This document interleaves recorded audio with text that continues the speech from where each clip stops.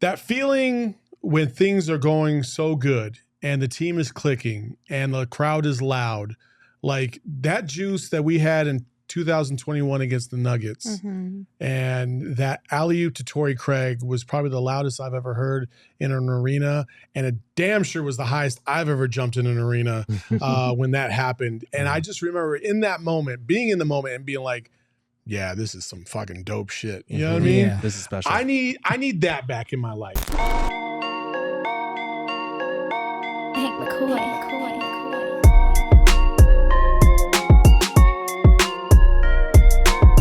The final 27 games of the regular season for the Suns. What are you guys looking for? I need the juice.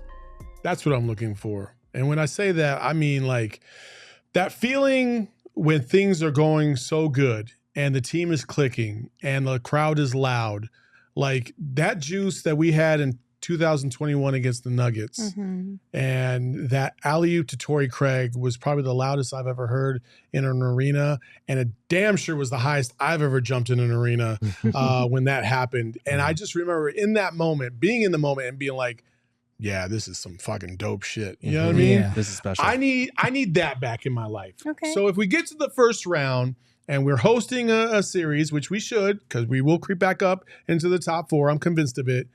I need y'all to bring the juice again, man, because the last couple playoffs, it's been okay. Been a little light. But it wasn't like that. It wasn't like 2021, man. Yeah. I need the juice. Okay. I listen, the last 27 games, I'm looking to be tested. That's what I want. I want a stress test. We have the number one straight to schedule remaining. That's why I like there you it. go. That's why I like it. You know, I've seen people in my mentions and DMing me about, oh my God, Flex, I'm worried. They have the toughest strength of schedule. And I'm the complete opposite. I'm like, I think that's the best thing for this basketball team. Get tested, go against top level talent in the NBA, and it's literally a stress test. You know, for people who know stress test, right? You want to test your heart. They put you on a treadmill. You run your ass off. They got all these monitors on. Make sure you don't die of a heart attack. Well, guess what? That's what I want the Suns to have. I'm sorry if that's a little crazy, but listen, I want the Suns to be stress test in these last 27 because there's going to be a hell of a playoff run in front of them. A lot of very good teams, and this is the last 27 games is the moment to do that. So that's what I'm looking for. Yeah, so I wrote about 5 different things I'm keeping an eye on over in our PHNX Suns newsletter. So if you haven't seen that, go check it out and subscribe so you can get weekly Suns content delivered to your inbox. But we already talked a little bit about the small ball thing with Royce and Thad Young. I'm definitely looking forward to that in 12 minutes with Royce at the 4 and KD at the 5 before the break. The Suns were plus 20, so very limited flashes that we were able to see before the break. I want to watch that more. But since we already kind of talked about that, I think one of the big things I want to see is whether they can continue to push the pace against a tougher schedule. Before that road trip, the Suns were 25th in the NBA in pace. And since that 7-game road trip that they went on, they are 3rd in pace in the NBA. So it feels like, getting stops, defensive progress helps with that. Cutting down on turnovers helps with that.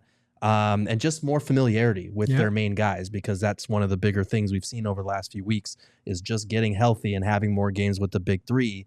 They've been able to attack in transition a lot more, play at a faster pace, be more familiar. So I'm hoping that they're able to continue that, because Durant is like in the 95th percentile in finishing in transition. Devin Booker's like 90th. They've got multiple guys in the 89th percentile or better. So why wouldn't you want to put them in those opportunities and continue to play at the faster pace that they were talking about going into the season that we didn't see for the first 2.5 months? I'm with Dagoon in the chat. They said nothing but complete and utter domination is acceptable.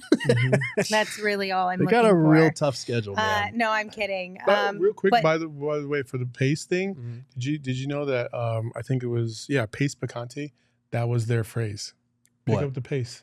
Pick up the Picante? pace. Yeah, the salsa. Pick up the pace. Oh, I smell a sponsorship opportunity There you go. somewhere. Max. But Nightwing in the chat also said, I want them to make teams beat them. Don't give any games away. I think that's it's a good one. We're being honest. That's really probably the one. No more of these weird, random, quote unquote, nights off, scheduled losses. You take your foot off the gas.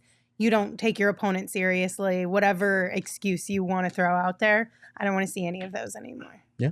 I'm going to be very upset if we see those at this point. Well, you're going to be upset because it happens. Yeah, well, I'm going to be upset. So just know. Yeah, I do have one more thing that I'm looking for in the second half. Just know I'm going to be mad at you. What's that song?